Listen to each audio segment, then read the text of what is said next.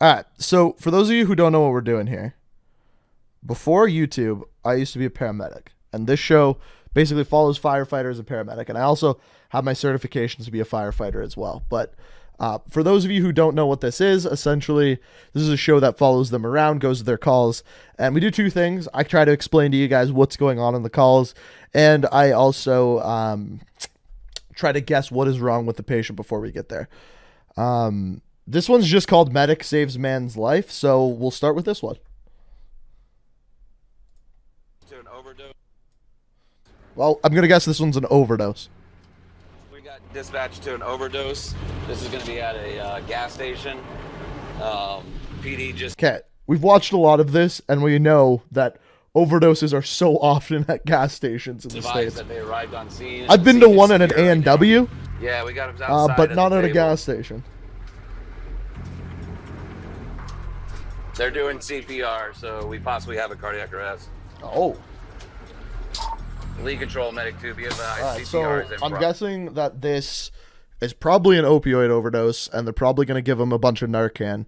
I'd be pretty interested to see if his heart's actually stopped, because often it just suppresses breathing, but we'll see.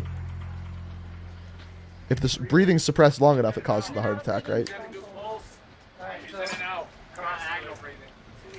Yeah, see, they're not doing CPR. I don't know why they said that. He says agonal breathing. So those are like snoring respirations. Respiratory arrest? Okay. Lead control, this is going to be It's too bad that they blur his face, because it'd be really interesting to see how blue he is right now. Pulse and not breathing very well. That's our most prominent sign of an overdose. So, if you're a medic, the things that you want to be looking for on someone who has overdose is you want to look at their pupils. If they're pinpoint, it's a good sign that they've taken some sort of opioid. You want to look for track marks. Of course, if you see any syringes, that's a pretty good idea. But generally speaking, the type of things that someone will overdose on is generally an opioid. There's, of course, other stuff like barbiturates and other stuff, but normally it's opioids. You guys get any information, ID or anything like that? No, he doesn't have anything. We've already patted him down. So that's Narcan. That's intranasal. Wait. Do you hear that? Remember how I was talking about snoring respirations? You guys get any information, Listen. ID or anything like No, that? he doesn't have anything. We've already patted him down for weapons. Do you hear that like wheezing noise almost? That's him trying to breathe. But because like he's taken all these opioids, it basically relaxes your whole airway and even your lungs. And that could be his tongue in his throat. That could be a bunch of different things. It doesn't look like they have given him anything for breathing. So like, we would give an oral pharyngeal airway or an OPA, which is like this little tubey thing that you slide down their throat, and then you put a bag valve mask on them and then breathe for them. Our protocol here as primary care paramedics is that if we can get an oral airway in them and breathe for them sufficiently, and their SpO2 or their oxygen levels are good, we don't actually give them Narcan to wake them up until we're at the hospital, because a lot of the time when you give someone Narcan, they're going to try to fight you. So we'll see what he does, but just our medical directive is if you can breathe for them, if they're getting good oxygen, you don't give them Narcan. And then they do at the hospital. But that cell phone and that money right there is his. There we go. See how quick that worked? You see how quick that worked? Like literally instantly. Okay, you push some Narcan. The overdose that I was talking about at A&W, we did exactly that. We gave them an airway. We breathed for them. We got them to the hospital, put them in the emergency room, but like transfer them to the emergency bed. They gave them Narcan, and they literally went from being out to sitting up and pulling out their airway within probably 3 seconds. 5.4 on board. So this is the COVID protocols right here. Cyanotic intermittent breathing. We went ahead and gave 0.4 off the nose. That's why they're gowned up. Assisting his airway. He's starting to do a little bit better. First set of vitals are in, which is pretty good. So there you go. Now, what he's got on here is Really, really long breathing setup. I don't know why they have that long of a tube on it, but Yeah, he's starting to wake up on us. Hey, bud, what's your name? that's really long. What'd you take, John? Like, really long. You don't know? How you feeling, John? See how he's like waking up now and starting to talk? Relax, okay? Relax, all right, bud? What happened to you, John? You had an overdose, all right? They called 911, John. You're unresponsive and you weren't breathing, all right? John, let's sit you up, all right? Sweet tat on his stomach, though. Take a minute, all right? Now, Corey's gonna come on this other side, or Jason. No, I'm Yep. Corey. You can lean back on my leg if you need to, all right, bud? All right, you ready to stand up? Yeah. 1, 2, 3. Just take a minute, all right? We're just gonna go right over here and have a seat. I got it. You got it. Watch his IV. Yep. So yeah, like this is literally how Narcan works. So the important part about Narcan here is that when you give someone Narcan, the half-life of Narcan is much quicker than the half-life of whatever opioid you've taken. So whether that be heroin, fentanyl, whatever that may be. So what happens a lot of the time is, and this is why they want you to wait to give Narcan until they're in the hospital, is you get to the call, they're passed out, maybe they have snoring respirations like we saw, maybe they're not breathing at all, maybe you have to give them CPR, whatever, and then you give them Narcan and they wake up, and immediately when you give them the Narcan, they are going through withdrawal. They feel like they're withdrawing from a heroin addiction. And because of that, they want to either get more heroin, get high again, or beat you up. And a lot of the times when people are given Narcan by like the drugstore in Canada, they give it out in case someone does overdose. A lot of the times they'll have it on them and then they'll overdose. Their friend will give them Narcan. They'll wake up and be like, hey, I'm not high at all anymore. Then take more heroin. And because the half-life is shorter on the Narcan, they're basically like doubling down their dose of heroin, and then they're going to overdose even harder than they did before. And this can happen if paramedics, police, firefighters give it as well, right? They'll try to leave the scene. They'll try to not get caught by the police. And then as soon as that Narcan wears off, they'll overdose again. So it's a super common thing. So he's actually pretty Shortly calm after for getting someone the who drugs, just got he started coming Narcan. to. Just to be safe, we're gonna go get him checked out at the hospital. All right. That's a pretty straightforward overdose call. Generally, when you see someone waiting for you, it's either going to be a really easy call or a really big call. He's elevating it just above his face. Yeah. He's elevating it above his face. So it's just going to bleed onto his face.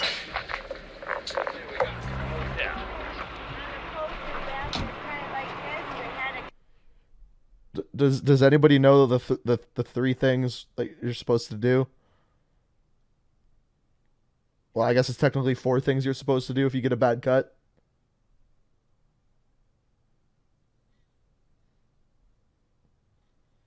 Anybody in chat? Call, check, care, no. Not stop, drop, and roll. The acronym is RICE, I'll give you that. I really like the stop, drop, and roll. Piss on the wound. No, that's for jellyfish.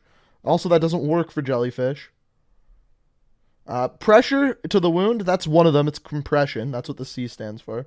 Yes, rest, ice, compression, and elevation. The rest one's kind of dumb because if you're hurt, you're going to be resting.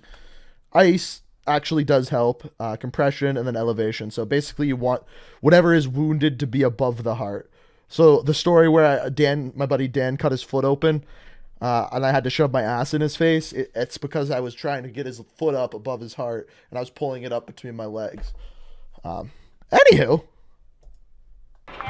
little first aid lesson for the day. It's open, and he's. Okay. Yeah. They're probably not going to show it if it's bad, but oh, there's a good amount of blood. Oh, he cut his wrist. Here. What did he cut it on? Thing like this. He's actually trying to do a fence post, and it Okay. had a cap on it, and the cap came off, and it swung back and cut his arm way bad. Way bad. These are actually probably, even though there's like going to be a lot of blood, these are legitimately probably one of the easiest calls to do. Because you just make sure there's no other injuries, you wrap it with a good compression, and you just bring them to the hospital. As long as it's not life-threatening bleeding, really easy call. About 2 inches long. All this right here. If I take my hand out, it's just squirting right out. Okay. Really hard. I mean, I'm holding as hard as I can right now. Okay. Probably not squirting out. And it will pump like crazy if I take it off. Actually, see how blue his hand is? His other hand doesn't look like that. So either he's putting so much pressure on it that he's cutting off blood flow to it, or he really did hit something. Okay. And it's like dripping out through my fingers, and it's about the size that... Or his hand's really dirty. His hand might just be really dirty. It's right here. Okay. Right under. Do you Nah, it looks like it's blue. Not yet, not lately. Okay. You taking aspirin every day? No. No? Okay. It's a good question. He's making sure he's not on any blood thinners. You have to be a little bit more worried about these kind of calls if he is. We're gonna get this bandage here, so we're gonna So the reason why I said there's no way it's gushing like that is because there would be way more blood if he hit an artery. I think his hands, like right there, I'm pretty sure his hand's just dirty. So here's what we're gonna do. It's gonna squirt. That's fine. Okay, so does anybody know the difference whether you hit an artery or a vein? The two difference. So if you hit an artery, it squirts because that's your blood pumping, right? Like that's your blood going out. So your heart pumps and it'll squirt and then stop and then squirt and then stop and then squirt and then stop. Quicker, but you get the point. If you hit a vein, it just pours, right? That's the difference. Hitting an artery is much worse than hitting a vein. And it's a big skin creep, so I don't know if this is a good idea. Well, we gotta wrap it up. We can wrap it kind of like. But if I hold my hand there, I hold the skin in there. I mean, We're gonna stitch it up. I don't think they're gonna show this, on it, okay? Okay, well, but I kind of hope sit up. We want to take a look. they're putting a freaking abdo pad on it. Okay, it's gonna squirt. Just don't look at it. Don't look at it, Eric. Let's take a look at it before it. Yeah, you got to take a look at it. Okay. Oh my God, it's squirting!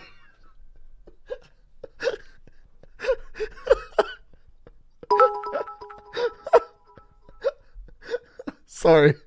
This is something that happens so often is people see blood and then they panic. And then obviously it's not squirting. So just as a comparison, I've had two people who have gotten veins hit. My buddy Dan, when we were at the bachelor party, and then the guy who was stabbed 17 times. And like, you know if you hit a vein because you'll put pressure on it and you'll put bandage on it and it will just fill up the bandage. He didn't hit a vein. Oh yeah, I'll hold as hard as I can. Is it full thickness? I mean, him putting compression on it definitely helped it stop. Hold on. Okay. Can you move your fingers? Okay. Yeah. Yeah. Take it to flip the skin back. Yeah. Just wrap that around there. Wrap that around there, and then So they're using a really big ass bandage on that. That's not what I would use, you want but some Coban? Oh, we got okay. Tight.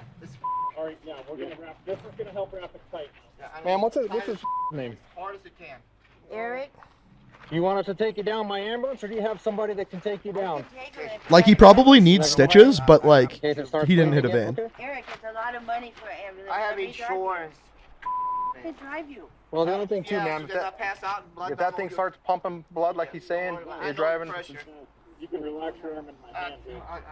I see that blows my mind. Like considering not taking an ambulance because you have to pay for it, especially in a situation where you literally need stitches. That's sad to me, but You want to use this behind your head as a pillow? I don't. Oh, okay. At least I'm not getting shot at. at least I'm not getting shot at. Jesus, real positive guy here. Back, and he slipped, and the cap flew off, and it caught him. So like the only thing that they're not showing here. Closer right there. First of all, I wouldn't have used that giant like abdo pad or whatever they were using there. I would have. Well, our abdo pads that we have are much smaller. They're probably about this big. I probably would have used that and then just gauze to wrap it up real tight. Make sure it's not bleeding through. Check the bandages every once in a while. Get a medical history. Rest of the call is pretty A straightforward. white one with the cap on it. He was something like this around his horse corral over there, and he was trying to move it around. Apparently, it's real sharp on one end of it, and they're trying to move it up. Right here, this whole thing just flattened all the way back. So There we go. Now we get a better explanation of it. cut his hand right here. It's about big old horseshoe, about the size like that. all right here. This whole thing just flattened all the way back. Yeah, so that's actually really similar to the call that I had. I don't know if I told you guys about this one. I think I did. We talked about it when we were talking about degloving. So mine was a patient who was hammered, fell down the stairs, woke up in the middle of the night to go to the bathroom, fell down the stairs, and put her arm out, and I hit something. I have no idea what she hit, but she hit her head and then hit her arm and then peeled back pretty much all of the skin from like her wrist to her elbow, like on her front of her arm. So we got called for head trauma for her falling down the stairs. And so we get there, we assess her, her neck hurts, so we put a collar on her, and then she's talking to us, and she goes like this, and her skin just like a hinge goes flop, and flops down. And this was like probably in my first 6 months of my preceptorship. So it was one of my first few calls. And I just go to my preceptor and I go, yeah, I'm going to need to grab some bandages for that. So like the way that I did it is with a big wound like that, you actually want wet bandages because it won't stick to the wound. So I took one of those abdo pads, wet it, put it on, and then wrapped it in a dry dressing, and then just made sure that was tight. We had to backboard her out because we found out she did break her neck. But yeah, that's why you shouldn't get too drunk.